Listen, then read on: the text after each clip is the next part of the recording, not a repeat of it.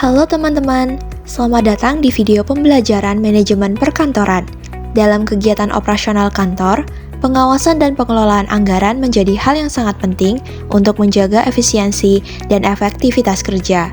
Nah, di video kali ini kita akan membahas apa itu kegiatan pengawasan dan bagaimana anggaran biaya disusun serta dikendalikan dalam dunia perkantoran.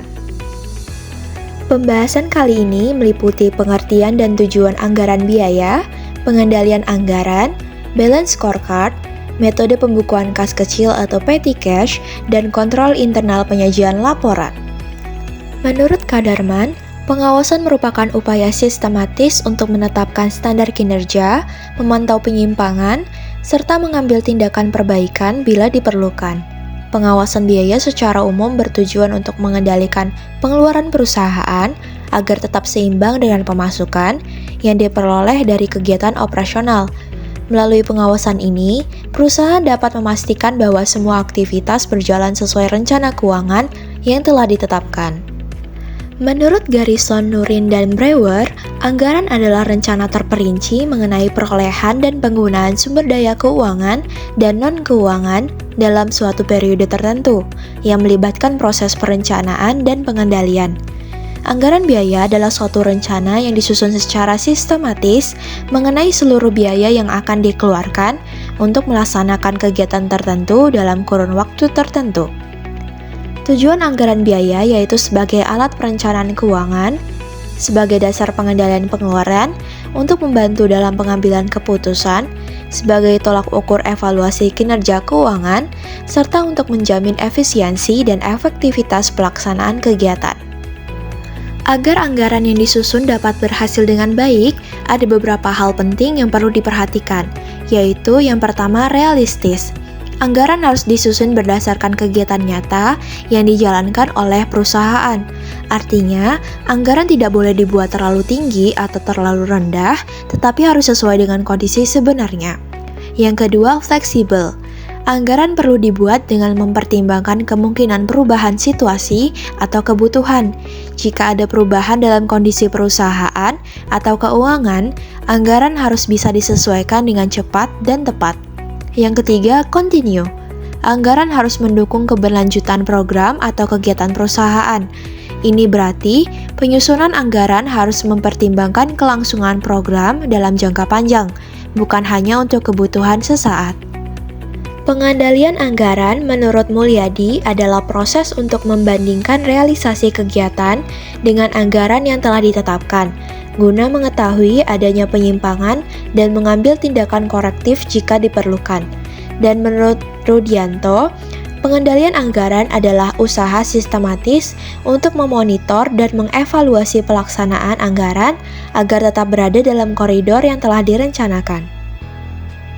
Pengendalian anggaran dapat dilakukan dengan beberapa cara, di antaranya yang pertama, membuat rencana anggaran dengan jangka waktu tertentu. Anggaran disusun untuk periode waktu tertentu, misalnya per bulan, per semester, atau per tahun. Yang kedua, membuat anggaran per divisi, per unit, atau per bagian masing-masing. Setiap divisi atau bagian diberi anggaran sendiri sesuai dengan kebutuhannya. Yang ketiga, menggunakan anggaran statis dan juga anggaran fleksibel dengan biaya standar. Anggaran statis atau static budget sendiri merupakan anggaran yang tidak berubah walaupun kondisi kenyataannya berbeda. Contohnya, biaya sewa gedung kantor 10 juta per bulan, maka anggarannya tetap 10 juta walaupun jumlah produksi meningkat ataupun menurun. Sedangkan anggaran fleksibel merupakan anggaran yang bisa disesuaikan tergantung kondisi nyata. Contohnya, anggaran biaya listrik setiap bulan. Jika aktivitas mesin yang digunakan meningkat, maka biaya listrik juga meningkat dan anggaran perlu disesuaikan. Berikutnya, balance scorecard atau BSC adalah alat manajemen strategis yang digunakan untuk mengukur kinerja organisasi secara menyeluruh. Tidak hanya dari aspek keuangan, tetapi juga dari aspek non-keuangan yang mendukung keberhasilan jangka panjang. Konsep ini pertama kali dikenalkan oleh Robert Kaplan dan David Norton pada tahun 1992. Balance scorecard sendiri terdiri dari 4 perspektif utama, yaitu yang pertama, perspektif keuangan atau financial perspective, berfokus pada bagaimana kinerja organisasi dalam menghasilkan keuntungan dan menciptakan nilai bagi pemegang saham. Indikator yang umum digunakan meliputi laba bersih, pengembalian investasi, dan pertumbuhan pendapatan. Yang kedua, perspektif pelanggan atau customer perspective merupakan tolak ukur kinerja perusahaan dilihat dari kepuasan pelanggan dari pelayanan barang atau jasa yang diberikan perusahaan. Hal ini mencakup tingkat kepuasan pelanggan, loyalitas pelanggan, serta pangsa pasar yang dikuasai. Yang ketiga, perspektif proses bisnis atau business process perspective. Melihat seberapa efektif dan efisien proses-proses internal yang dilakukan perusahaan untuk menciptakan produk atau layanan. Indikatornya bisa berupa kecepatan produksi, tingkat kecacatan, serta kemampuan inovasi dalam proses bisnis. Yang keempat, perspektif pembelajaran atau pertumbuhan, learning and growth perspective. Mengukur kemampuan organisasi untuk berinovasi dan meningkatkan kualitas SDM dan memanfaatkan teknologi demi pertumbuhan jangka panjang. Metode pembukuan kas kecil atau petty cash merupakan dana tunai yang disediakan untuk pengeluaran kecil atau mendadak seperti beli alat tulis, ongkos kirim, atau transport lokal. Yang pertama, metode impress fund system atau tetap. Metode kas kecil ini membuat pembukuan kas kecil dengan jumlah rekening sama atau tetap. Setiap pengeluaran tidak langsung dicatat saat transaksi terjadi, tapi bukti-bukti disimpan terlebih dahulu. Saat dana habis atau mendekati habis, perusahaan mengisi kembali sesuai total pengeluaran dan jumlah dana kembali ke posisi awal. Misalnya, kas kecil ditetapkan Rp1.000.000, dalam 1 minggu digunakan Rp750.000. Saat pengisian kembali, hanya ditambahkan Rp750.000 agar jumlahnya kembali menjadi Rp1.000.000. Kelebihannya, metode ini mudah dikontrol dan diaudit karena saldonya selalu sama. Namun kelemahannya adalah kurang fleksibel jika pengeluaran sering berubah. Yang kedua, metode fluktuatif atau berubah-ubah. Metode fluktuatif adalah sistem di mana setiap pengeluaran kas kecil langsung dicatat dan jumlah dana tidak tetap. Bisa bertambah atau berkurang sesuai kebutuhan. Pengisian kembali dilakukan sesuai keperluan, tidak harus kembali ke jumlah awal.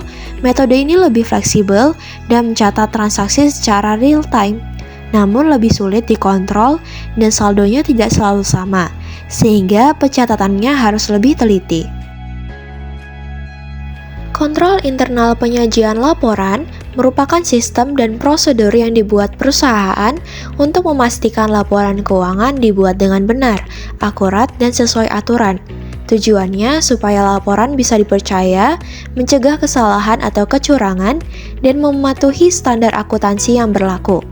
Komponen utama dalam kontrol internal meliputi yang pertama lingkungan pengendalian atau control environment, yaitu sikap dan kebijakan manajemen dalam menciptakan budaya kerja yang etis dan bertanggung jawab. Yang kedua, penilaian resiko atau risk assessment merupakan proses mengidentifikasi dan menganalisis resiko yang dapat memengaruhi keandalan laporan. Yang ketiga, aktivitas pengendalian atau control activities berupa kebijakan dan prosedur yang dirancang untuk mengetahui risiko seperti persetujuan transaksi atau pemisahan tugas. Yang keempat, informasi dan komunikasi atau information and communication merupakan sistem yang menjamin informasi keuangan tersampaikan dengan jelas dan tepat waktu.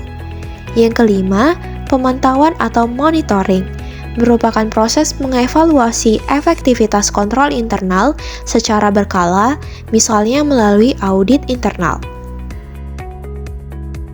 Nah, itu dia pembahasan kita mengenai kegiatan pengawasan dan anggaran biaya dalam manajemen perkantoran. Terima kasih telah menyaksikan, dan sampai jumpa di video pembelajaran berikutnya.